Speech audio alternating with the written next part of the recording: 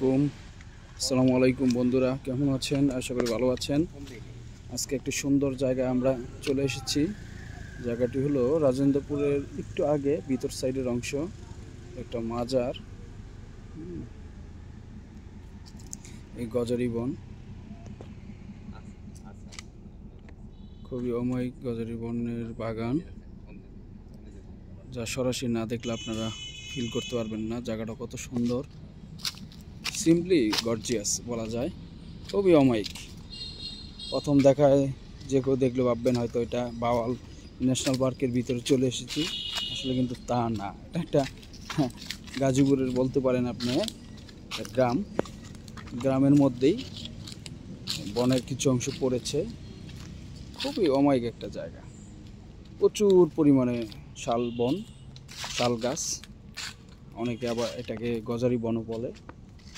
এটা একটা মাজারের অংশ। মাজারের পাশে একটা মসজিদও আছে। মোটামুটি দু চোখে আমরা চারিদিকে যা দেখতেছি সবই শালবনেরই অংশ। খুবই অমায়িক, দেখার মতো দর্শনীয় জায়গা বলা যায়। অনেকে আসে এই জায়গায়, ফ্যামিলি নিয়ে আসে, বন্ধুবান্ধব নিয়ে আসে। আর অনেকে এই নাটকের শ্যুট করার জন্য অনেকে আসে, মিউজিক ভিডিও করে। তো ওই জায়গায় আসতে আপনাদের কোনো ধরনের জুট ঝামেলার মধ্যে পড়ার কোনো সুযোগ নেই, এবং এটা ওপেন সবার জন্য ওপেন। দিনের বেলা আপনারা আসতে পারেন। আসার জন্য আপনারা যদি কেউ ঢাকা থেকে আসেন, সর্বপ্রথম আপনাদের আসতে হবে রাজেন্দ্রপুর থেকে ভিতর দিকে আপনারা যেই রাস্তা দিয়ে আসেন, এটা আসলে পড়ছে রাজেন্দ্রপুর মধ্যেই পড়ছে। যাই হোক, আমি ডেসক্রিপশনে এটার ঠিকানা কীভাবে আসতে হবে বলে দিব না, লিখে দিব না।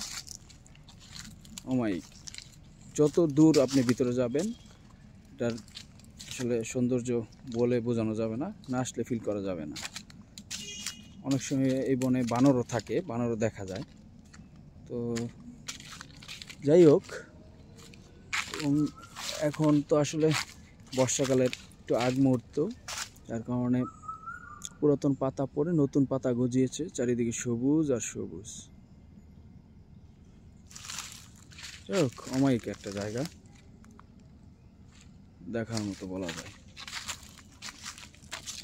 আসতে পারেন ফ্রেন্ড নিয়ে।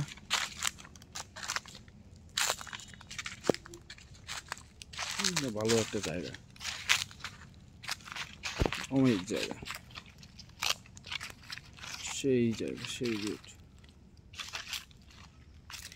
যাই হোক বন্ধুরা, আসলে আরও সামনে গেলে আমি আরও বনের ভিতরে চলে যেতে পারবো, কিন্তু ভিডিওটা আমি আসলে দীর্ঘায়িত করতে চাচ্ছি না। আপনারা যারা আসতে চাচ্ছেন এসে সরাসরি আপনারা এটা সৌন্দর্য উপভোগ করবেন, আশা করি ভালো লাগবে। ঢাকার মধ্যে যারা বিশেষ করে কর্মব্যস্ত থাকেন, স্ট্রেসে থাকেন, তারা আসলে মন ভালো হয়ে যাবে, ভালো একটা সময় অতিবাহিত করতে পারবেন এই জায়গায়। গাজীপুরে আরও অজস্র আপনার সুন্দর সুন্দর প্লেস আছে, শালবন আছে, নদীর পাড় আছে, শাল বাগান ছাড়াও বিভিন্ন ফলের বাগান আছে, অনেক জায়গা আছে ঘোরার মতো। একে একে আমি বিভিন্ন গাজীপুরের দর্শনীয় স্থানগুলি বা ঢাকার বিভিন্ন স্থানগুলি আমি এক্সপ্লোর করব। তো বন্ধুরা, ভালো থাকবেন, সুস্থ থাকবেন, আল্লাহ হাফেজ।